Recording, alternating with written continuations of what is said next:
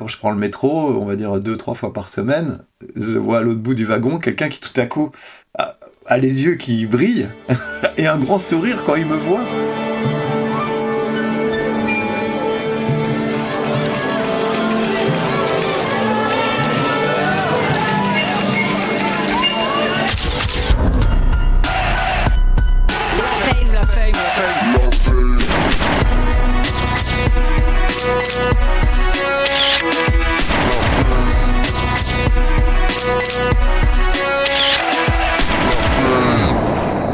Bonjour à tous, bienvenue dans Très Très Connu, le podcast précédemment connu sous le nom de La Fame. Si vous voulez un petit peu plus d'infos, allez écouter l'épisode précédent qu'on vient de poster pour avoir un peu plus de détails. Aujourd'hui, épisode un peu spécial puisque c'est le premier qu'on enregistre à distance avec les petits problèmes techniques qu'il peut y avoir. Donc s'il y a des petits soucis, ne nous en voulez pas, mais on a un invité vraiment très très sympa qui est prêt à se plier à nos desiderata. Donc je te laisse la parole Pierre-François pour le présenter rapidement. Merci François. Aujourd'hui, on reçoit Marc Lacombe, alias Marcus, journaliste, présentateur et l'un des visages les plus marquants du jeu vidéo en France.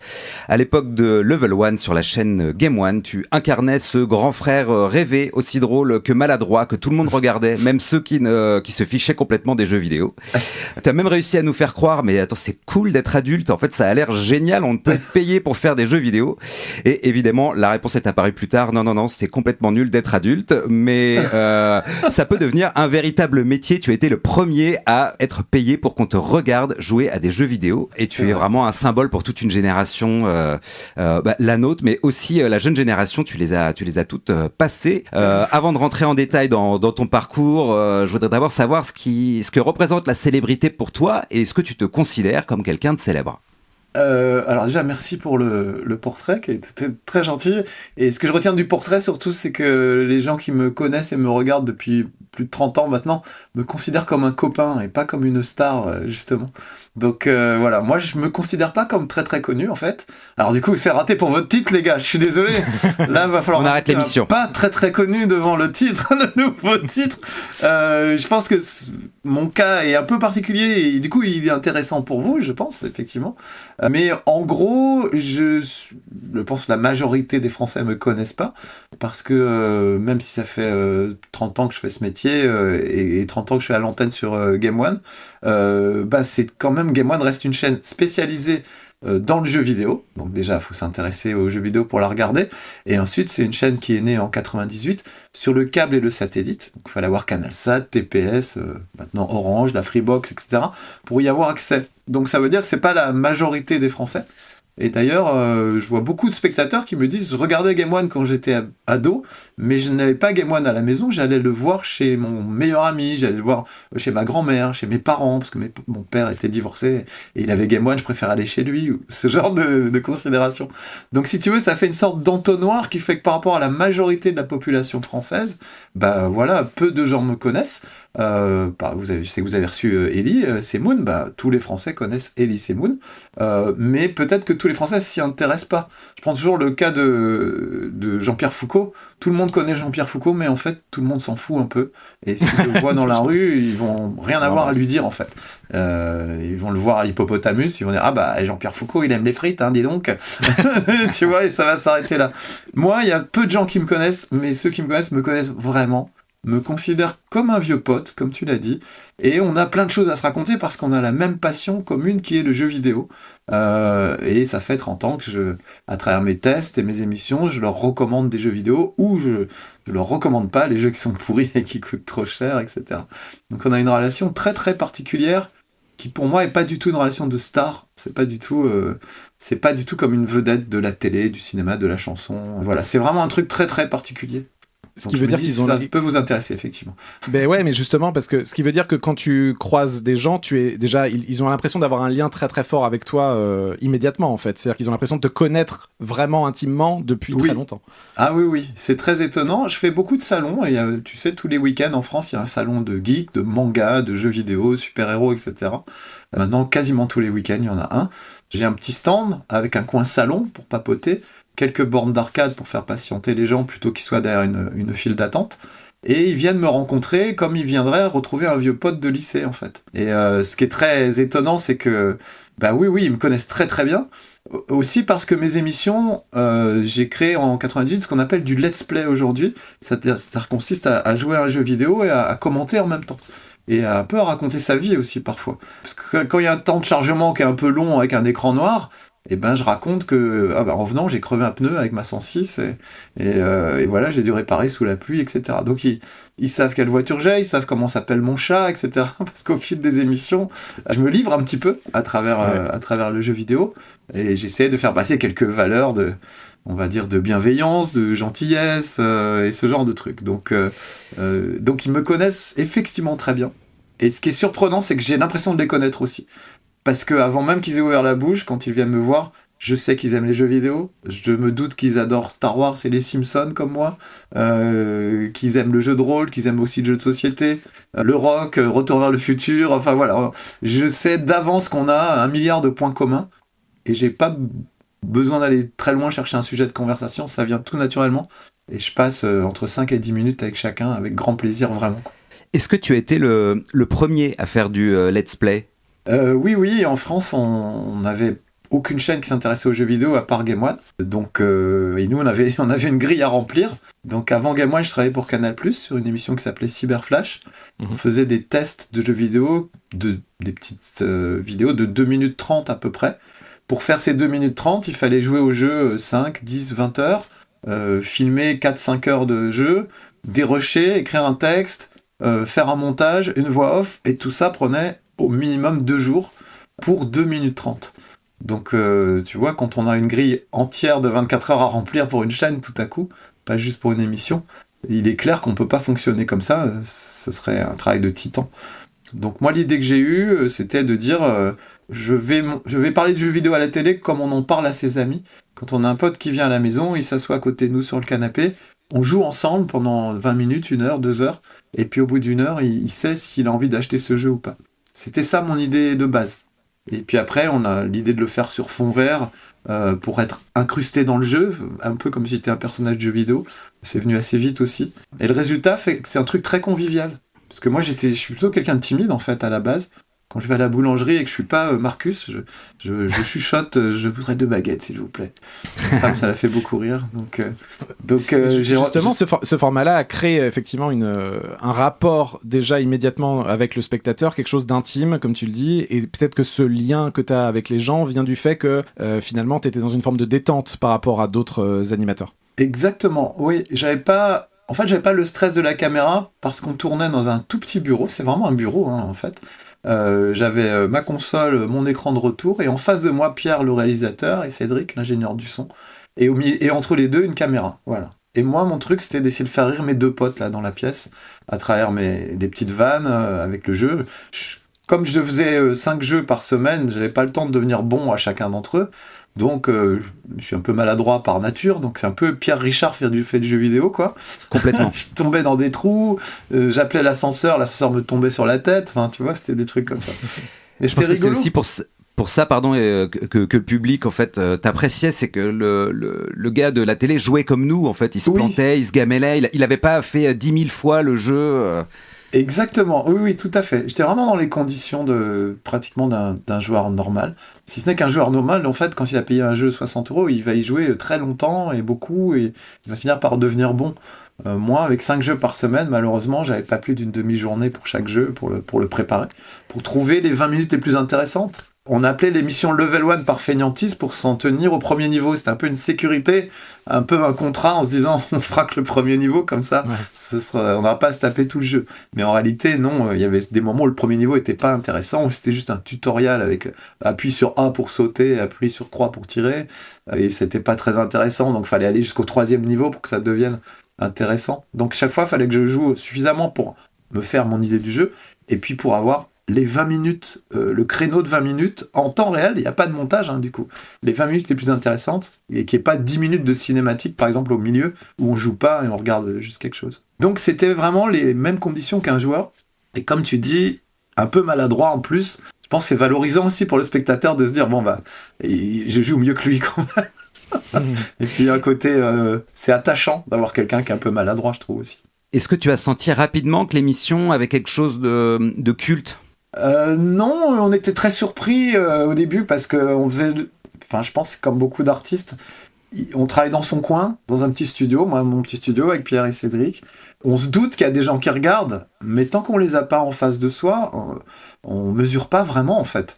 Donc voilà, les premières fois où on allait en pur touriste sur des salons de jeux vidéo, des salons de geeks, et que tout à coup on m'arrêtait tous les 3 mètres pour me dire « Ah mais on regarde Level One, c'est super !» Là j'ai pris conscience du fait que oui, il y avait beaucoup de gens qui regardaient en fait.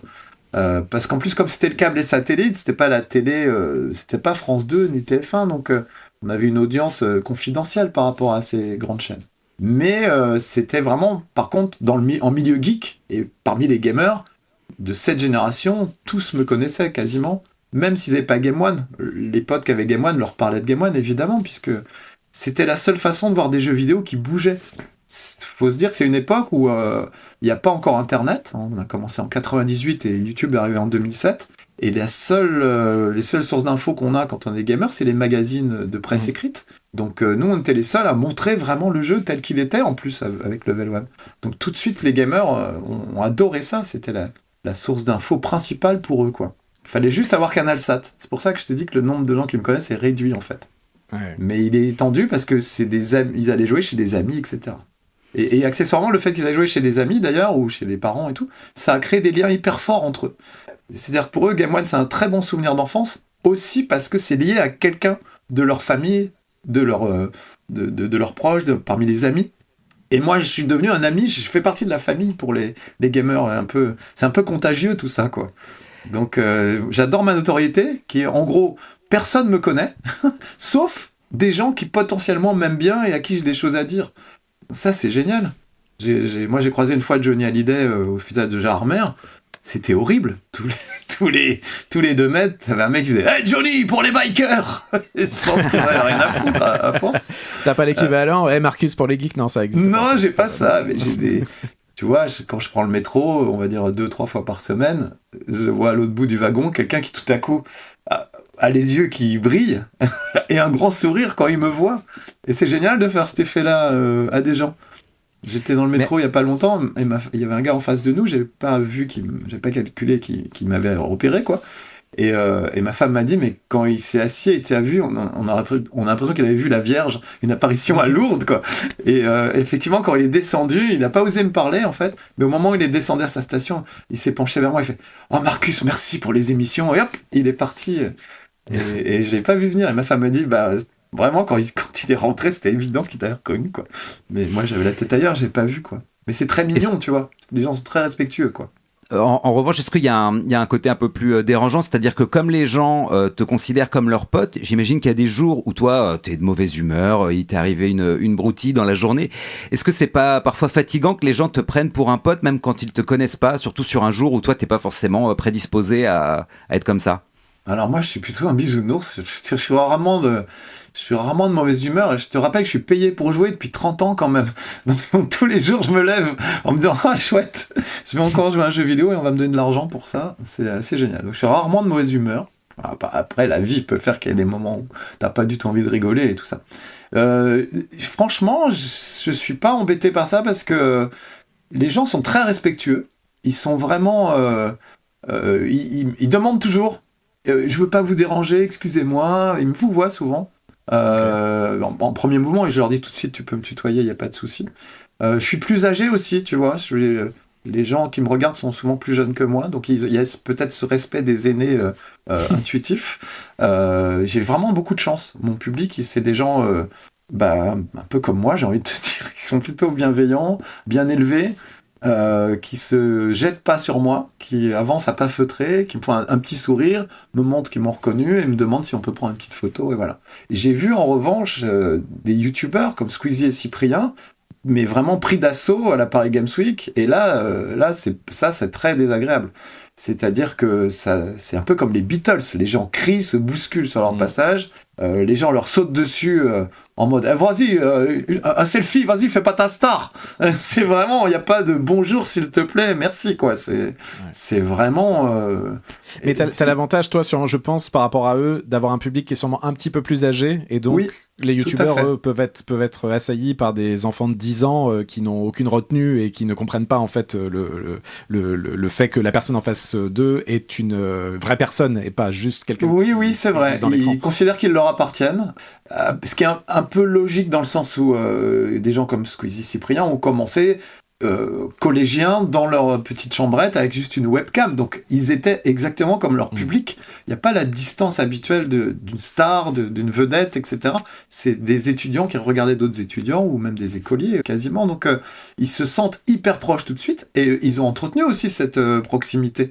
C'est-à-dire je pense que des gens comme Squeezie Cyprien sont sincèrement très contents au début de leur carrière de se dire ah je fais rire des gens et ça peut être mes potes dans la vraie vie, tu vois. Je pense qu'ils sont partis dans cette idée-là. Ça fait partie des pionniers du game là-dedans et je pense qu'ils sont partis avec l'envie déjà de faire rire leurs potes, de faire un truc un peu artistique et de plaire à des gens, mais pas forcément un maximum de gens. Et ils ont été débordés par le nombre. Quand tu as des millions de spectateurs, tu ne peux pas être ami avec chacun des spectateurs. Moi, je peux pas être ami avec tous les gens qui me regardent, mais je peux encore avoir une vraie relation. Et pas juste faire un selfie et partir en courant, quoi.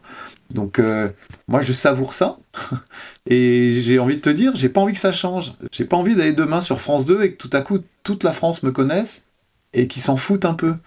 J'ai pas envie d'être dans le métro avec quelqu'un qui me regarde un peu de loin en disant « Je connais sa tête, mais je sais pas qui c'est. » Ça, je pense, c'est la pire notoriété. Parce que c'est quand même dérangeant et au final, on n'a rien à se dire. Moi, les mecs ne me connaissent pas et ceux qui me connaissent vraiment, ils me connaissent bien. Donc, on a des choses à se dire. Ça me va. Et justement, est-ce qu'il y a eu des propositions de plus grosses chaînes de télé, type, voilà, tu parlais de, je sais pas, France 2, M6, quand Level 1 s'est terminé, ça n'intéressait pas des gros médias d'essayer de reproduire ce succès, mais pour une échelle plus grand public, on va dire? Écoute, pendant une dizaine d'années, je dirais, entre 2000 et 2010, moi j'essayais de proposer des émissions de jeux vidéo à la télé, et vraiment, c'était un parcours du combattant. Je travaillais avec des producteurs, on a fait plusieurs concepts d'émissions assez grand public, hein, c'était du jeu vidéo grand public. Mais déjà, systématiquement, on nous disait « Ah, alors, le jeu vidéo, d'accord, l'unité jeunesse, c'est le bureau 312, quoi. » Et t'as beau leur dire, la moyenne d'âge du joueur en France, c'est 39 ans. Ah oui. Y a autant de garçons que de filles qui jouent. Non, ça reste dans leur tête. C'est un truc pour les ados attardés avec des boutons sur la figure, qui n'ont pas d'amis et qui deviennent horriblement violents, bien sûr, puisqu'ils jouent aux jeux vidéo et que les jeux sont violents. Donc, voilà, c'est ridicule, mais c'est comme ça. C'est des clichés qui ont la vie dure. Donc j'ai essayé pendant 10 ans, j'ai fini par renoncer. On a failli y arriver sur France 2 à une époque avec Yves Bigot, qui était directeur des programmes, et qui est le gars qui avait créé Les Enfants du Rock dans les années 80. Ok. Qui donc lui avait eu le courage de mettre à la télé du rock, ce qui était la musique du diable, et qui était diabolisé tout autant à l'époque que l'est le jeu vidéo encore aujourd'hui. Et il nous avait dit, une émission hebdomadaire de jeux vidéo, pourquoi pas, mais il faut y aller doucement. Et il faudrait faire un one-shot où vous embarqueriez un animateur ou une animatrice de France 2 dans votre univers de jeu pour ensuite peut-être espérer, si ça marche, faire quelque chose de bien. Donc il y avait l'idée pour les vacances de Pâques de faire une émission qu'on aurait appelée la Brigade des Jeux, où une équipe d'experts aurait entraîné quelqu'un comme Sophie Davant, qui représentait la mère de famille, qui connaît pas forcément les jeux, mais qui est quand même ouverte. Et on l'aurait fait jouer à des jeux Nintendo, peut-être d'abord, ou à Guitar Hero, ou tu vois, des trucs comme ça. Et pour l'emmener après, peut-être vers un Call of Duty ou des choses comme ça. Donc c'était un peu le concept. Très envie en tout cas, Sophie Davant. Ah ouais, c'était. Ouais, puis j'ai très envie de voir ça. En fait. Donc ça aurait pu se faire, et Yves Bigot a été débarqué genre 2 mois après. Donc il a fallu refaire ça. On avait mis peut-être 6 mois à avoir le contact, à se rencontrer, à faire des trucs. Et il a été débarqué, remplacé par un autre directeur des programmes, et donc tout est à refaire, et on n'a pas eu le courage. Donc voilà. Donc tout ça pour te dire, la télé ne s'intéresse pas aux jeux vidéo presque par nature, tout simplement parce que quand tu joues à un jeu vidéo, tu prends l'écran de la télé pour mettre ta console, et je pense qu'instinctivement la télé a un instinct de survie qui fait que non seulement ils s'intéressent pas aux jeux vidéo, mais dès qu'ils peuvent le dézinguer, ils le font. Donc c'est pas calculé, je suis pas en train de te dire qu'il y a un complot, mais je pense que instinctivement, les gens de télé se méfient énormément du jeu vidéo. Alors Comme ils l'ont été avec les youtubeurs. Exactement. Et le peu de fois où ils ont récupéré des youtubeurs, ça n'a pas marché. De la même façon que quand le cinéma essayait de récupérer des youtubeurs, ça marche pas. Je pense que chaque truc a son support. Nous, on a eu la chance de faire ça sur CanalSat et quand même un peu à la télé avec Game One. Mais naturellement, le territoire du jeu vidéo, c'est en tant que média, c'est le net, évidemment. Parce que tu peux avoir tous les formats. Tu peux avoir des trucs très longs. Twitch, moi je fais des streams sur Twitch, ça dure 3 heures. Et c'est super, et je me marre bien, et j'ai l'interactivité avec les gens, qui renforce la proximité, justement. Mais est-ce que ça a augmenté depuis que tu es devenu streamer et un peu youtubeur d'une certaine façon? Est-ce que ça a changé ta notoriété? C'est-à-dire, est-ce que ça l'a développé ou est-ce que tu as récupéré exactement les mêmes gens qui regardaient Game One avant? Je pense que j'ai un peu plus de gens qui me regardent sur Twitch, bien sûr, puisqu'ils ne me voient plus à Game One, donc ils se rabattent un peu sur Twitch. Je ne sais pas si c'est des gens qui me regardaient à la télé et qui ne venaient pas sur le net, qui m'ont suivi sur le net, finalement, ou si c'est des nouveaux. J'ai du mal à m'en rendre compte. Je commence à avoir les enfants des premiers téléspectateurs, et des gens qui me regardaient quand ils avaient 15 ans. Aujourd'hui, ils ont des enfants et leurs enfants ont 15 ans eux-mêmes. Donc c'est assez perturbant. Ça te met un gros coup de vieux et en même temps ça fait plaisir. Parce que ça se transmet, c'est un petit plaisir qui se transmet de génération en génération. Et ça, je trouve ça fou, quoi. Donc maintenant, comme tu l'as dit, je couvre déjà 2 générations, bientôt 3 si ça continue. Donc c'est très agréable en fait. Comment tu l'as pris quand tu as vu, alors, je dirais quoi que c'est une dizaine d'années à peu près l'arrivée de Twitch et en gros des gens sur YouTube ou sur d'autres médias qui jouent aux jeux vidéo, en fait qui faisaient exactement ce que tu faisais à la fin du XXe siècle, jadis. Et en fait c'est un format qui a explosé, qui est devenu nouveau il y a à peu près une dizaine d'années, alors que toi ça fait 30 ans que tu fais ça en fait. Oui. Moi je suis très content qu'aujourd'hui tout le monde puisse le faire avec son téléphone portable. Nous, quand on l'a fait, il fallait un studio, un fond vert, des machines pour récupérer l'image du jeu et la mélanger à celle de l'animateur, et surtout un canal de diffusion. Aujourd'hui, n'importe qui prend l'appli Twitch sur son téléphone, appuie sur live et c'est parti, quoi. Donc nous, on a eu cette chance d'avoir les moyens techniques de faire ça dès 1998. Aujourd'hui, tout le monde peut le faire. Je trouve que c'est super que tout le monde puisse le faire. Je regrette juste qu'on puisse pas déposer un concept, parce que sinon je serais riche comme Squeezie. C'est plus comme Crésus. Mais t'avais déposé la marque quand même, J'ai déposé la marque à un moment, oui, mais tu peux pas déposer le concept. Ouais. Sinon, Big Brother, tous les trucs de télé-réalité devraient de l'argent à Big Brother, qui est le premier truc original quasiment. Donc, non, j'avais juste déposé le nom à un moment, puisque, je vais pas rentrer dans les détails, mais on avait été racheté par Infogrames, qui était un fabricant de jeux vidéo pas terrible. Ils voulaient qu'on dise du bien de leur jeu, et moi, j'avais la confiance des gens, justement, et j'ai tenu à la garder. Et donc, j'ai démissionné en claquant la porte et en disant, je veux pas vous mentir et vous vendre des jeux pourris. Moi, mon truc, c'est de vous dire si un jeu est bien ou pas, et si je reste ici, je vais être obligé de vous mentir. Donc, je suis parti. Et je crois que ça fait partie aussi de ma notoriété, le fait que les gens savent que j'essaie d'être le plus honnête, transparent et sincère possible, et que on peut me faire confiance. Voilà. Et ça, c'est un point très important pour moi. Et c'est pour ça que je suis parti, parce que je voulais pas trahir les gens qui me regardaient et qui m'aimaient bien depuis 2 ans, ou 3 ans, je crois, quand c'est arrivé. Donc, je pense que si j'étais resté, il y a plein de gens qui auraient dit « Ah oui, Marcus, au début, il était bien, mais après, c'est devenu un vendu, et pour de l'argent, il disait du bien de jeux, etc. » Voilà. Ça a dû être assez vertigineux quand même de quitter, parce que justement c'était la seule émission, la seule chaîne où tu pouvais faire ce métier là que tu faisais. D'en partir, tu ne sais pas si tu vas pouvoir le refaire sur un autre média. Ah clairement. Je suis parti en 2000 et 2001, et encore une fois, YouTube n'est arrivé qu'en 2007. Donc il y a eu quand même un temps, pas une traversée du désert, parce que j'ai continué à travailler notamment avec Micromania. Oui, mais je voulais te parler de ça justement, je me permets de t'interrompre, mais les périodes Micromania, j'ai un souvenir qu'on t'avait à la fois célébré pour le fait d'être parti de Game One parce que Infogrames allait t'imposer des choses, et en même temps t'allais chez Micromania, et là je crois qu'il y a eu une petite confusion de genre, oh là là, mais en fait il est vendu, mais chez Micromania. Exactement. Alors, c'est génial parce que justement, j'ai échappé à ça. Par miracle, je pense. Enfin, peut-être pas par miracle, mais je pense que les gens ont compris en réalité. Ce qui se passait, c'est que déjà, j'ai commencé à travailler pour le site internet Micromania, qui était le site de jeux vidéo qui mettait les plus mauvaises notes aux jeux. Gamecult, jeuxvideo.com mettait des meilleures notes que eux. Parce que eux, ils étaient Micromania, donc Micromania leur disait oui, on vend des jeux, mais pas n'importe quoi. On se fout pas de la gueule de nos clients. Et à l'époque, je me souviens très bien que c'était comme ça en magasin. Et que l'esprit à Micromania, le brief des vendeurs, c'était de dire, si quelqu'un vient t'acheter un jeu et tu sais qu'il est pas bon, dis-lui, attends plutôt la semaine prochaine ou un mois, il y a un autre jeu qui sort qui sera beaucoup mieux, tu verras. Garde tes sous pour celui d'après, voilà. Aujourd'hui, ça a changé, on leur demande de vendre un peu tout et n'importe quoi, peut-être, mais en tout cas, voilà, il y avait cet esprit-là chez Micromania, vraiment, en interne. Et le site était le reflet de ça. Donc d'abord, j'ai travaillé pour le site, et on m'a vraiment laissé écrire ce que je voulais quand j'ai fait des tests. Et ensuite, à la sortie de la GameCube, on m'a demandé de faire une présentation de la GameCube et de mes jeux préférés de la GameCube. Donc c'était super de pouvoir faire ça. Et comme ça a beaucoup plu à Micromania et aux spectateurs et aux clients de Micromania, on s'est dit, ce serait pas mal chaque mois que tu choisisses tes 4-5 jeux préférés et que tu fasses une vidéo sur ces 4-5 jeux préférés.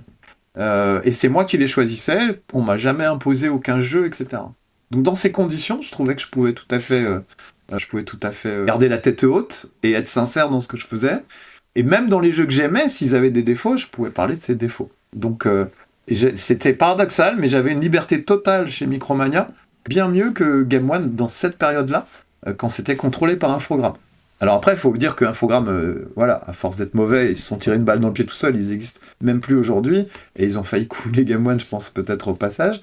Et aujourd'hui, Game One était redevenu quelque chose de totalement respectable, et où on était libre de dire ce qu'on voulait, etc. Donc voilà, faut pas... C'est une petite période de Game One, hein, ce moment-là, quoi. Des gens comme Julien Tellouk qui sont arrivés juste après, eux regardaient Game One d'avant. Julien, il rêvait de travailler avec moi, il m'aimait bien, il avait envie de travailler avec moi, et il est arrivé à Game One et il a découvert que j'étais parti, quoi, et qu'il fallait surtout pas prononcer mon nom parce que c'était un peu fâché. C'était comme Voldemort, fallait pas prononcer le nom de Marcus dans les couloirs de Game One à cette époque. Et Julien était très déçu. Et eux, ils ont commencé à travailler. Et ce qui est important de dire, c'est qu'ils ont, eux, été libres tout de suite. Infogrames, ils ont très vite compris qu'ils avaient fait une connerie en nous forçant à vouloir dire du bien des jeux. Et avec le buzz que ça a fait pour l'époque en claquant la porte. Donc ils n'ont jamais mis de pression sur Julien et les autres équipes qui étaient là. Et en fait, on a ouvert la voie au fait que Game One redevienne ce qu'elle aurait toujours dû être au final, quoi. On va revenir aussi un tout petit peu au début. Toi, tu étais journaliste écrit au départ. Est-ce que c'est toi qui as proposé de te mettre en scène ou est-ce qu'on te l'a demandé ? Est-ce que c'était une envie, toi, de te montrer, je le dis vulgairement, là, c'est pas comme ça. Ouais, tout à fait. Non, pas du tout, en fait. Je suis plutôt vraiment quelqu'un de timide. J'étais très content de travailler dans l'ombre, d'écrire mes petites vannes et de faire rire des gens. Pour moi, la meilleure notoriété, c'était celle des auteurs des Guignols à l'époque, qui nous faisaient marrer tous les soirs, qui avaient une vision incroyable du monde. On les aimait pour leur travail, en fait, pas pour leur personnalité. Voilà, ils n'avaient pas besoin de se montrer, ils faisaient quelque chose de génial que tout le monde appréciait. Ça, c'est la notoriété dont je rêvais, moi. Et je l'avais un peu à travers les magazines, déjà, parce que les gens commençaient à me connaître à travers les magazines. Mais il fallait bien remplir la grille de Game One et il fallait des animateurs, quoi. Et puis, bon, dans la vraie vie, je suis timide, mais dans la vraie vie, avec mes amis, je suis plutôt rigolo, quoi. Donc, voilà, on a fait un essai. Moi-même, je n'étais pas convaincu d'être un bon animateur. J'étais passé une fois dans un reportage sur France 3, ils étaient venus à la rédaction de Micronews où j'étais. C'est mon premier passage à la télé. J'ai des boutons sur la figure, je transpire, parce qu'à l'époque, j'avais des gros projecteurs qui tenaient très chaud. Je suis pas très à l'aise, j'ai la jambe qui tremble, tu vois, j'ai les genoux croisés, puis j'ai la jambe qui tremble un peu. Vraiment, tu te dis, non, il est pas fait pour faire de la télé, lui. En fait, André l'accusé, sinon, mais pas plus, quoi. Et voilà, donc je pensais pas pouvoir faire ça. Et j'avais un peu le trac, j'avoue. Mais le fait de le faire dans un bureau fermé avec mes 2 potes et d'oublier la caméra pour me concentrer sur mes 2 potes, bah ça, c'était facile à faire en fait. Et si je les fais rire eux, ça fera forcément rire d'autres gens. C'était un peu, c'est un peu un billard à 2 bandes en quelque sorte. Et puis avec le temps, bah, comme tu disais tout à l'heure, j'ai rencontré des gens qui me regardaient. Et là, j'ai pris conscience qu'il y avait vraiment des gens de l'autre côté de cette caméra. Mais c'était trop tard pour avoir peur, c'était fait. Donc voilà, depuis je suis très à l'aise, y compris sur scène. Ça m'arrive à Japan Expo ou Paris Games Week de monter sur scène devant. Là, les gens sont là vraiment devant toi, donc c'est plus impressionnant. Mais comme je sais qu'ils m'aiment bien et qu'ils sont bienveillants, j'ai vraiment pas peur. Je me dis, il peut rien m'arriver en fait. Qu'est-ce qui va m'arriver ? Je vais être mauvais dans le jeu. Bah, ça fait 10 ans que je suis mauvais dans le jeu. Ils le savent très bien. Donc moi, je pense toujours dans ces métiers-là. Tant que tu pètes pas plus haut que ton cul, il ne peut rien t'arriver. Je me fais pas passer pour un expert du jeu vidéo, je me fais même pas passer pour un expert du rétro gaming, même si je suis assez vieux pour avoir quasiment tout connu. Il y a des gens qui connaissent bien mieux que moi l'histoire du jeu vidéo. Donc j'essaie d'être honnête et transparent, de dire voilà, moi je suis comme ça, mes limites c'est ça. Même dans le goût, je n'aime pas Final Fantasy, alors que c'est un jeu fabuleux pour tous les joueurs. Je jouais pas à Mario à l'époque de la NES parce que j'avais un Amiga et que ça me paraissait bien mieux. Je n'aime pas Clair Obscur Expédition 33, alors que tout le monde trouve ça génial, mais moi ça me parle pas, même si je reconnais que c'est un jeu absolument fabuleux. Tu vois, et ça j'assume. Alors que je devrais faire semblant de dire oui, Mario, c'est toute mon enfance, Final Fantasy, c'est génial, Clair Obscur, mais ils ont tout révolutionné, c'est top, j'adore. Bah si j'adore pas, je sais que j'ai mauvais goût par moment, et c'est très clairement le cas pour Clair Obscur, hein. Je dis pas que c'est de la merde, pas du tout. Je sais que c'est un très bon jeu, c'est juste ça ne marche pas sur moi, c'est tout. Tu parlais tout à l'heure des salons, c'est peut-être là où ta notoriété est la plus importante, puisque de fait, j'imagine que quasiment tout le monde sur place te connaît. Comment ça se déroule quand tu arrives dans un salon ? Je crois que ce week-end, tu étais à Toulouse, tu me disais. Oui, tout à fait. Ça se passe comment tu arrives et en fait, les gens viennent te voir directement ou alors tout est très organisé puisque justement, tu sais qu'il y aura beaucoup de gens qui vont vouloir te rencontrer. Ça dépend des salons, mais alors ça va de... Le minimum syndical, j'ai envie de te dire, c'est comme on fait souvent pour les dédicaces sur les salons, il y a des comédiens de doublage, il y a des comédiens qui viennent, il y a des vedettes du jeu vidéo, des gens comme ça. On leur met une table, on met une file d'attente avec des barrières et les gens attendent, ils font parfois 2 heures la queue pour 10 secondes de « Bonjour, j'aime beaucoup ce que vous faites, vous pouvez me signer ça ? Oui, petite photo, et hop, au suivant. » Voilà. Ça, c'est le truc de base. Ça m'arrive de le faire, je l'ai fait à Clermont-Ferrand il n'y a pas très longtemps. C'était quand même très sympa, mais j'avais 2 heures d'attente devant moi de gens qui piétinaient dans une file d'attente, ce qui est quand même pas agréable, parce que pendant ce temps-là, ils ne voient pas le reste du salon. Moi, je vois qu'il y a du monde qui attend derrière, donc je vais aller plus vite avec chacun. Ouais. Donc, moi, j'aime pas ce système. Donc, il y a 20 ans de ça maintenant, j'ai mis en place un système de stand qui est fermé, où les gens qui viennent me voir, on leur donne un petit ticket, comme à la boucherie, et on leur dit « Reviens à 10h, reviens à 11h, reviens à 16h, reviens à 18h ». Et toutes les heures, on fait rentrer une dizaine de personnes sur le stand. Il y a des consoles, des bornes d'arcade pour qu'ils attendent, qu'ils patientent tranquillement. Donc je m'occupe du premier des 10. On s'assoit dans un petit coin salon, on papote. Et puis au bout de 5-10 minutes, on prend une photo et je signe ce qui m'avait amené. Et puis on passe au suivant, voilà. Et puis à l'heure suivante, on fait rentrer un deuxième groupe, etc. Ça me permet d'avoir un vrai contact avec chacun, d'avoir un vrai dialogue. Des fois, c'est pas beaucoup, c'est que 5 minutes. Mais c'est 5 minutes ressenties une demi-heure, parce qu'on a eu le temps de se dire plein de choses, de rigoler, d'évoquer plein de souvenirs. Donc c'est très agréable et je préfère 1000 fois ce système, qui est hyper qualitatif, plutôt que la quantité. C'est gérable, je veux dire, humainement parlant, quoi. Tu vois, toute la journée de faire ça, au bout d'un moment, ça devient pas... Parce que les gens ont beau être très sympathiques, j'imagine qu'ils doivent te dire plus ou moins la même chose régulièrement, tu vois ce que je veux dire ? C'est bien un sûr, petit peu... Mais pour faire ça, je suis accompagné de potes qui viennent m'aider pour donner les tickets, faire rentrer les gens, prendre les photos, etc. Je les appelle mes mignons, comme dans Moche et Méchant. Et ils me surnomment Signator, parce que c'est un peu le Terminator de la signature, quoi. Et ils sont toujours étonnés Des fois, je reconnais les gens. Il y a des gens qui viennent me voir plein de fois. Des fois, ils reviennent même avec des photos de nous il y a 15 ans. Il y a un couple qui est venu, je tiens leur bébé dans les bras sur la photo, et le bébé est là, il a 15 ans, il a du duvet, il veut un scooter. Et on refait la même photo. Donc souvent, j'ai pas une mémoire des noms, mais j'ai une bonne mémoire des visages. Quand quelqu'un arrive, en gros, je sais si je l'ai déjà vu ou pas. Donc ils sont toujours étonnés que je me souvienne d'eux. Quand je leur dis, bon, c'est déjà vu, et ils me disent, oui, c'était il y a 5 ans à Paris Games Week. Alors là, je suis fier de moi, parce que à Paris Games Week, j'aurais vu 600 personnes. Donc, ça t'est déjà arrivé d'avoir des fans vraiment insistants ou un petit peu... c'est pas lourd, mais un peu flippant? C'est très rare. Ça arrive, c'est des gens souvent qui ont pas conscience des limites de l'exercice, j'ai envie de te dire. Et alors là, ils considèrent que je suis vraiment leur copain de la vraie vie, donc qui peuvent rester une demi-heure ou 1 heure. Donc il faut leur faire comprendre discrètement que les autres attendent aussi derrière, etc.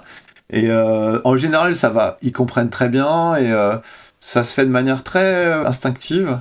On discute, etc. Et puis au bout d'un moment, je dis tu veux qu'on fasse une petite photo? Et ça veut un peu dire voilà, c'est terminé, maintenant on fait la photo et c'est la fin, mais voilà. Et puis les gens lourds, alors souvent, enfin pas souvent, mais quand ça arrive, c'est des gens qui ont un petit handicap mental, tu vois, ou des gens qui sont un peu autistes, qui ont du mal avec la sociabilité, etc. C'est ces cas-là qui sont un peu pénibles. Le geek classique va bien, en fait, et il est très poli et bien élevé, donc il sait quand il faut s'arrêter. Ça arrive des fois, il y en a qui sont un peu bavards. C'est rare, mais il y en a qui sont tellement passionnés, ils vont me parler alors, dans tel niveau, j'ai fait ça, puis ensuite tu tournes à droite, et après, au fond de moi, je m'en fous, et j'ai un peu comme Homer Simpson, tu sais, où quand sa femme lui parle et ça le saoule, il a un petit singe avec des cymbales dans la tête qui joue des cymbales, tu vois. J'ai un peu le singe avec des cymbales. Mes potes le voient à mon regard, et ils me regardent en souriant, et ils font ça, ils miment les cymbales, et ils savent ce qui m'arrive, quoi. Donc ça, c'est le truc désagréable, avec le gars qui sent pas bon, ça c'est le pire truc. Le gars qui a mauvaise haleine et le gars qui sent pas bon, là j'avoue, lui, je lui parle moins longtemps que les autres, parce que j'ai l'odorat assez sensible, et voilà. Franchement, c'est pas la majorité, je dirais c'est 2% des gens qui viennent. Alors quand eux ils arrivent, je suis pressé que la photo se termine. Évidemment, c'est toujours ce moment-là où l'appareil photo merde et tu restes avec le gars collé, transpirant de sueur à côté de toi et la photographe galère avec l'appareil, évidemment, c'est sur lui que ça tombe. Mais vraiment, c'est une minorité. Je sais que ça paraît être incroyable parce que les gens qui me voient faire sur les salons me disent « Mais comment tu fais tout un week-end, 3 jours à Gamers Assembly ? T'es toujours aussi souriant avec le premier qu'avec le dernier, t'as l'air crevé des fois, mais t'as toujours le sourire quand tu les vois. » Et je leur explique, je leur dis, c'est comme le jour où tu te maries, où tu vas avoir tous tes amis, toute ta famille qui sont là, plein de gens que t'aimes, sincèrement, que t'es très content de voir, mais comme ils sont nombreux, tu passeras pas plus de 5 minutes avec chacun. T'auras une petite conversation très sympa, tu vas sourire, à la fin de la journée, t'auras souri toute la journée, t'auras mal aux zygomatiques, et tu te coucheras fatigué, mais heureux d'avoir eu ce petit contact avec une centaine de personnes. Et ben moi, voilà, un jour de salon, c'est comme un jour de mariage. Sauf que de voir ma famille, je vois des geeks qui m'aiment bien et qui me connaissent depuis 30 ans et qui sont comme des potes de lycée quasiment pour moi. Comme je te disais, j'ai l'impression de les connaître aussi parfois. Il y en a qui reviennent souvent et qui deviennent de vrais amis au final aussi. Ça arrive. Donc c'est vraiment agréable en fait. C'est quelle part de ta vie professionnelle, les salons? C'est-à-dire, ça représente combien de jours par an? Et sans rentrer dans le détail, évidemment, mais j'imagine que tu es payé pour y aller aussi. Quoi. Oui. C'est aussi un business pour toi. Tout à fait. Ah ouais, complètement. Un week-end de salon, c'est un mois de salaire de Game One. Alors, on n'est pas très bien payé à Game One, mais voilà, clairement, hein, il ne faut pas se leurrer, c'est quand même c'est beaucoup. Après, j'estime que c'est assez honnête dans le sens où quand je vais sur un salon, surtout un petit salon, le fait que je vienne va faire qu'il y a peut-être 1000 mecs qui vont venir sur ce salon parce qu'ils avaient envie de me voir, donc 1000 billets d'entrée vendus en plus de ce qui se serait fait si j'avais pas été là. Donc il y a des sous qui rentrent dans les caisses de l'organisateur, c'est normal que du coup j'en prenne une petite partie si c'est grâce à moi qu'ils sont venus, et puis je pense que les gens qui sont venus sont pas déçus puisque avec ce système on se voit vraiment. Plus à un moment où je suis sur scène et je vais jouer et tout le monde pourra me voir, même s'ils me voient pas en tête à tête. Ils peuvent monter sur scène et m'affronter d'ailleurs. Enfin, tu vois, j'essaie que le service que je rends soit à la hauteur du budget que ça nécessite, quoi. Donc voilà, ça c'est pour l'argent, donc c'est important pour moi, surtout maintenant qu'il n'y a plus Game One. Donc c'est assez vital. Et ma femme m'autorise à en faire 2 par mois. Voilà. Il y a 2 week-ends par mois où j'ai le droit d'aller geeker. J'ai promis. Et j'ai menti. Là, j'en suis à 3 ce mois-ci. Mais je pense qu'en moyenne, à la fin de l'année, j'en aurais fait 2 par mois. Plus des petits trucs. Je travaille par exemple avec des gens de Game Cash qui sont vraiment très très cool. Et eux, leur truc, c'est de franchiser les gens qui ont envie d'ouvrir une boutique de jeux vidéo. Et ils les prennent sous leur aile et ils les aident. Et ils ont aujourd'hui un beau réseau. Donc ça, c'est le genre de prestations pour lesquelles je suis payé très bien. Et en même temps, c'est un truc qui m'intéresse. Et les gens de Game Cash, ils sont adorables. Donc je suis très content de faire ça. J'ai pas l'impression de faire un truc que commercial et que pour l'argent, quoi. Et il y a une question qui revient souvent dans l'émission très très connue.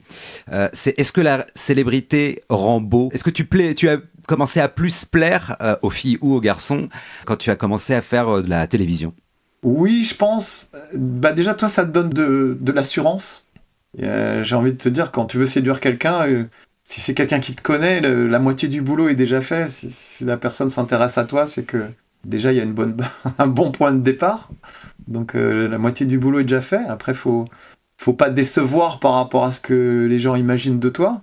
Moi, les gens qui viennent me voir sur les salons, ils disent vraiment pratiquement tous, t'es exactement pareil à la télé et en vrai. Vraiment, c'est le truc qui revient tout le temps. Avec Vous avez bercé mon enfance, c'est vraiment le truc.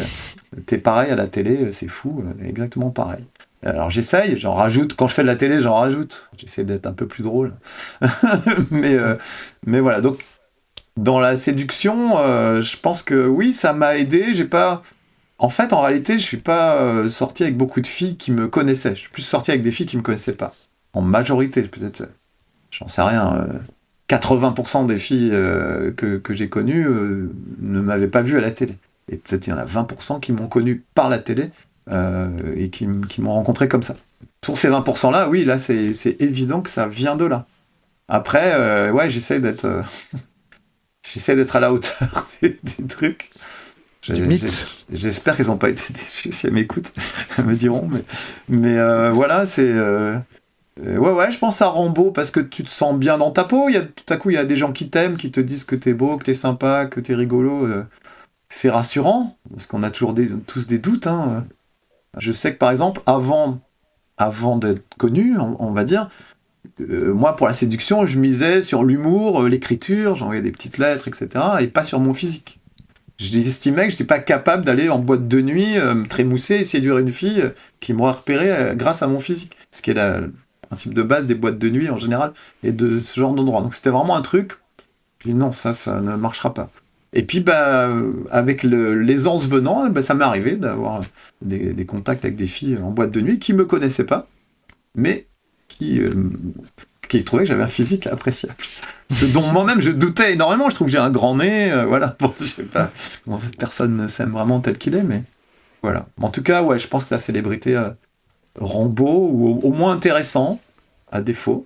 Regarde Gainsbourg, voilà, c'est comme un gars qui est... Si la célébrité a rendu quelqu'un beau, c'est bien lui.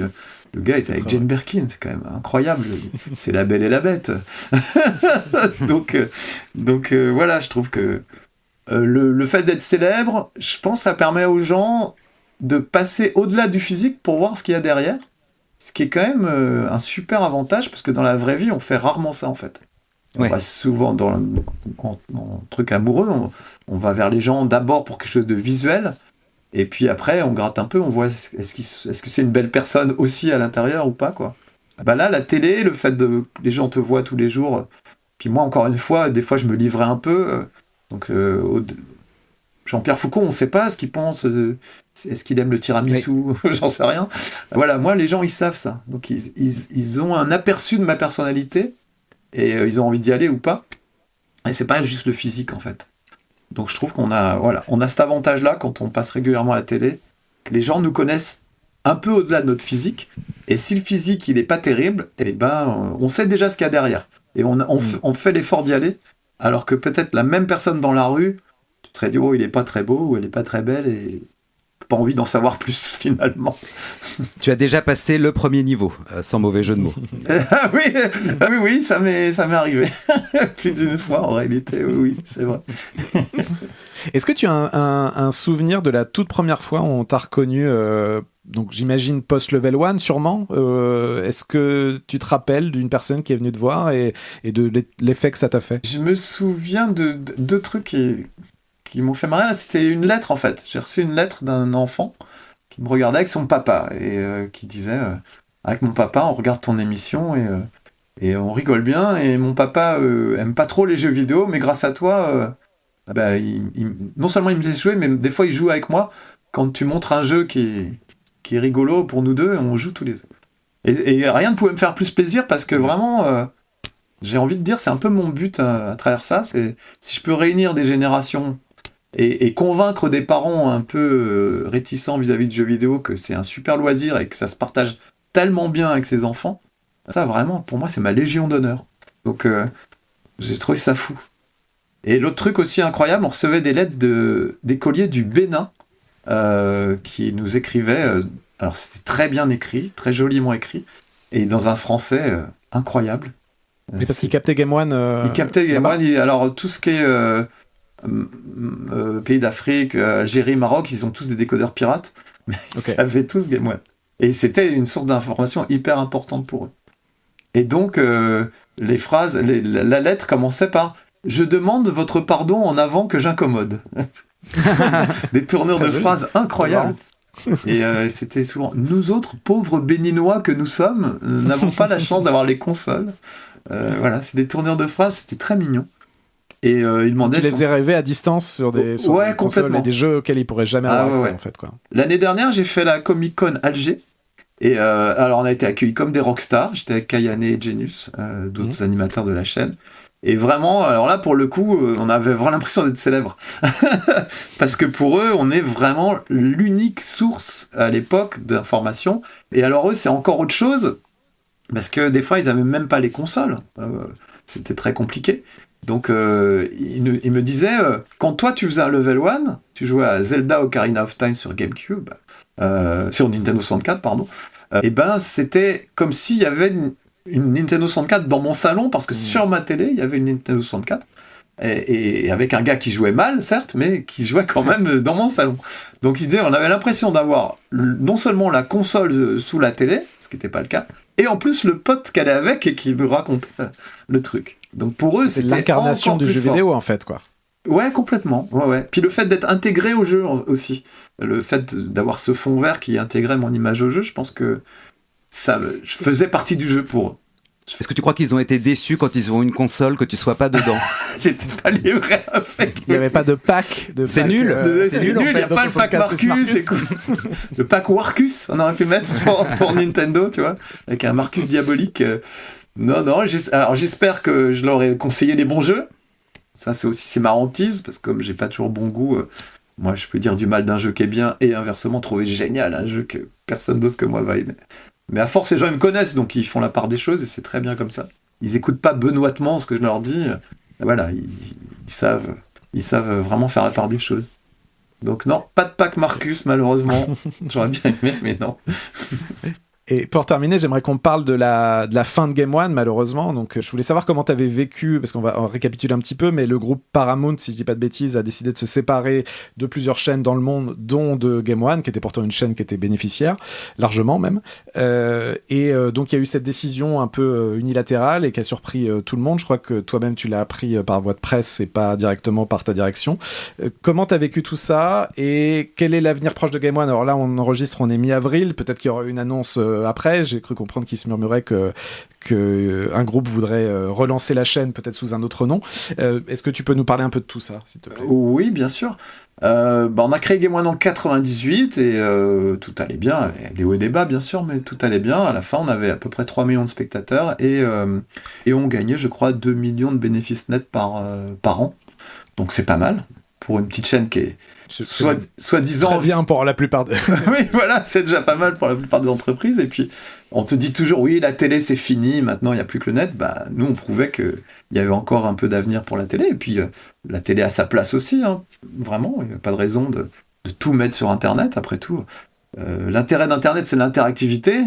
Et quand tu vois que les grands streamers comme Squeezie ou Cyprien ne regardent même plus le chat, et ils font de la télé, ils font un Grand Prix de Formule 1 comme le ferait TF1, et ça n'a plus rien à voir avec le petit gars dans sa petite chambre avec sa webcam sympathique qui répondait à toutes les questions. Donc si eux font de la télé, pourquoi nous, la télé, on ferait pas de l'internet avec de l'interactivité? On répond aux messages sur Twitter, etc. On essaie d'être le plus interactif possible. Et maintenant qu'on est en plus sur internet, on peut vraiment se lâcher de ce côté-là. Donc bref, tout allait bien à Game One. On appartenait au groupe Paramount, effectivement, depuis quelques années. Et ce groupe Paramount a été racheté par Skydance, qui est le groupe énorme, je pense que vous êtes au courant, qui veut concurrencer Netflix et qui veut racheter tous les catalogues possibles. Donc ils viennent de racheter Warner pour 100 milliards de dollars, pour te donner une idée des chiffres qu'ils manipulent. Et ils ont racheté Paramount pour le catalogue de Paramount, c'est-à-dire pour les films et tout ça, qu'ils mettront sur Netflix. Sauf que Game One, nous, on n'a pas de film, on n'a pas de série, on parle de l'actu du jeu vidéo. Ça n'a aucun intérêt pour eux dans cette optique-là. Et donc, ils décident de fermer la chaîne. N'importe qui d'autre dirait « 2 millions, c'est toujours bon à prendre ».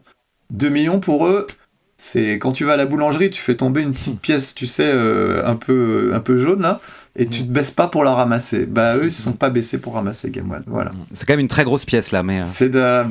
pour eux, non, vraiment. Pour eux, non, ouais. Je t'assure, je pense qu'ils savaient même pas qu'ils rachetaient Game One. Je pense qu'ils ont racheté Paramount, il se trouve qu'il y avait Game One, mais voilà. L'image que j'ai, c'est, ils veulent faire une tarte aux pommes, ils vont chez le marchand, ils achètent des pommes, et dans les pommes, il y a une pomme de terre. C'est Game One. N'importe qui d'autre ferait une petite purée, des frites, des chips. Eux, non, poubelle de compost. Allez hop, terminé, nous, c'est la tarte aux pommes.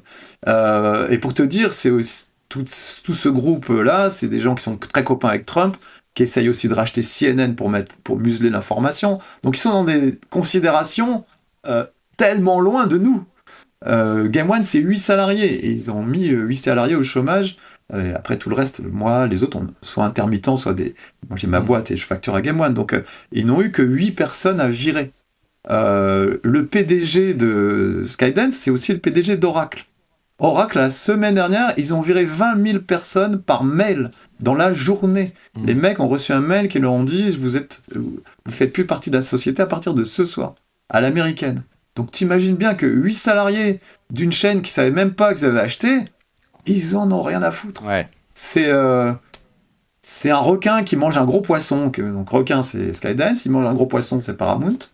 Et dans Paramount, il y a du plancton, c'est nous.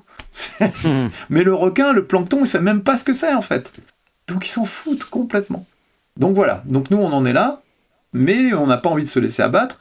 On avait une bonne émission qui s'appelait Team Game One, où on passait en revue un peu l'actu de jeux vidéo, un peu ce que fait Cyril Hanouna avec ses chroniqueurs, sauf que nous on parle que de jeux vidéo, donc on sait de quoi on parle, et on essaie de le faire le mieux possible. Avec un petit peu moins de polémique aussi, peut-être. Avec moins de polémique, personne ne met les nouilles dans le slip de personne, tout va bien, et ça se passe bien.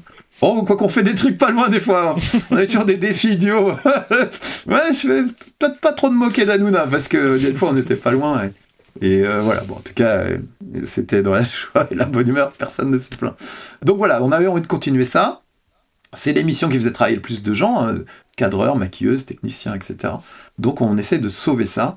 Comme la fin de Game One a été très brutale, la boîte de prod qui devait produire chaque mois 4 émissions de Team Game One n'en a produit qu'une. Et donc, avec l'argent qui restait des 3 émissions, on s'est dit, il y a de quoi faire 3, peut-être 4, peut-être 5 émissions en serrant la ceinture. Et allons faire ça sur Twitch, sur Internet, justement. Et ça marche très bien. On a quasiment 10 000 personnes qui sont là en simultané pendant tout le long de l'émission. Ça fait à peu près 150 000 personnes, visiteurs uniques, qui passent sur toute l'émission. Et notre espoir, c'est de continuer jusqu'à la fin de la saison, ce qu'on faisait habituellement jusqu'en juin, et de reprendre en septembre et de continuer sur Internet la team. Voilà. Okay. Donc ça, c'est notre projet, c'est le projet de l'équipe. Nous, on n'a pas les moyens de racheter Game One, on n'a pas la logistique pour la faire tourner, donc on fait ce qu'on sait faire, c'est-à-dire du contenu et un peu de logistique, parce qu'il faut louer un studio et des techniciens, etc. Et parallèlement à ça, il y a un investisseur qui s'appelle David Nechel, qui lui a envie de faire renaître Game One, qui depuis 5 mois est sur le coup, contacte Skydance, contacte les gens qui diffusent, les diffuseurs, tout simplement, pour dire si je fais renaître Game One, est-ce que vous êtes OK pour la prendre sur vos canaux, etc., et la diffuser. Donc voilà, c'est un vrai parcours du combattant, c'est très difficile, il n'est pas sûr d'y arriver. Mais il a envie de le faire avec l'équipe. Il nous a dit dès le début, je vais essayer de racheter Game One, mais je ne veux pas racheter une coquille vide. Pour moi, c'est vous qui faites la chaîne. Et quand je dis vous, c'est pas juste les animateurs, c'est aussi les techniciens et la petite famille qui s'est créée en 30 ans de carrière.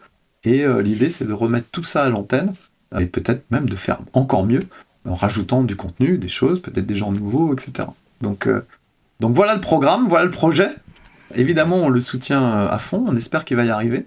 Mais voilà, c'est 2 projets parallèles, des fois qui se parlent pas, malheureusement. Il y a des moments où ça vasouille un peu, mais en gros, on rame dans le même sens et on espère que ce sera le même bateau à la fin. Oui, Voilà. en plus vous faites vivre l'émission, l'esprit de l'émission pendant que Game One n'existe plus, donc c'est plutôt en fait une bonne chose. Oui, ça c'est bien. Le fait que la team fonctionne est un bon argument pour faire revenir Game One auprès des annonceurs, etc. Après, malheureusement, David, il y a 2 semaines, a fait un communiqué de presse, je crois, à l'AFP, pour dire voilà qui je suis, voilà ce que j'essaye de faire. J'aimerais faire revenir Game One à la rentrée. Si je n'arrive pas à racheter Game One, parce que pour le moment, Skydance, je pense qu'ils répondent même pas à ces sollicitations. C'est-à-dire que je l'imagine en train d'agiter un carnet de chèques et de dire c'est combien Game One, et les mecs ne répondent même pas. Et eux, ils achètent une Ferrari, là, ils achètent Warner pour 100 milliards. C'est comme si lui arrivait avec 20 centimes, vous voulez pas 20 centimes pour votre Ferrari. Il calcule même pas, je pense. Je pense que c'est comme ça. Donc voilà, donc David a fait un communiqué de presse pour expliquer ce qu'il voulait faire et ses intentions, et c'est devenu, au fil des transformations de la news, c'est officiel, Game One revient en septembre sous un autre nom. Ben non, en fait, c'est ce qu'on aimerait faire, mais on n'est pas sûr d'y arriver, en fait. Et le fait de dire ils ont réussi, c'est bon, ça démobilise tous les gens qui pourraient nous aider. Les annonceurs, les spectateurs, etc. Donc il ne faut pas se démobiliser. Et on espère qu'on y arrivera, mais on a besoin des gens pour ça. Donc soyez là. Venez voir la team tous les mercredis à 17h. Je fais ma petite promo, j'en profite. Exactement, mais bien sûr, au contraire. Et j'avais juste peut-être une ultime question, mais je me demandais, en te voyant, parce que je dévoile rien en disant que tu as 59 ans aujourd'hui, c'est marqué sur ta fiche Wikipédia, même si tu ne le fais absolument pas. Oh, merci. Est-ce que tu imagines ta retraite, ou est-ce qu'au contraire, tu t'imagines continuer jusqu'à 80, 90 ans Je pense pas arrêter. Je crois que c'est l'année dernière, quand tout le monde s'est révolté contre la réforme des retraites. Moi j'ai entendu quoi ? Il faudrait arrêter à 68 ans, ça veut dire qu'il me reste plus que 9 ans à faire l'andouille. Je crois que je suis le seul à me dire, mais j'ai pas envie que ça s'arrête en fait. Donc je sais pas les manifester, parce que je préférerais que ça dure plus longtemps quasiment. Mais voilà, quand tu fais un métier que t'aimes avec des gens que t'aimes, franchement, t'as pas envie d'arrêter, t'es bien. En plus, si t'as la chance de soit correctement payé, c'est très très bien. Donc non, je dis toujours, je finirai comme Molière, je mourrai sur scène une manette à la main, voilà. Donc j'ai pas envie d'arrêter. En plus, il y a 2 ans, j'ai eu un petit problème cardiaque et je me suis retrouvé à l'hôpital. Aujourd'hui, j'ai un pacemaker, donc tout va bien. C'est vrai, ah mince. Ouais, je rassure tout le monde, hein, tout va bien, vraiment, tout va bien. Mais j'étais à l'hôpital et j'ai fait un petit tweet où j'ai posé avec le pistolet à pipi, tu sais, mais en mode James Bond, c'était un pistolet, quoi. Et le tweet a fait, je sais plus, vraiment énormément de vues. Et j'ai eu les réactions de mes petits amis qui, en gros, réagissaient comme si j'étais mort. Donc j'ai vu en avant-première ce que les gens diront quand je serai mort. Et c'est génial, aucune célébrité n'a la chance de voir ça de son vivant, sauf accidentellement, tu sais, quand on annonce la mort d'un mec un peu trop tôt. Tu vois un peu ce que les gens vont dire. Ben moi j'ai vu ça, et c'est très gentil, donc merci.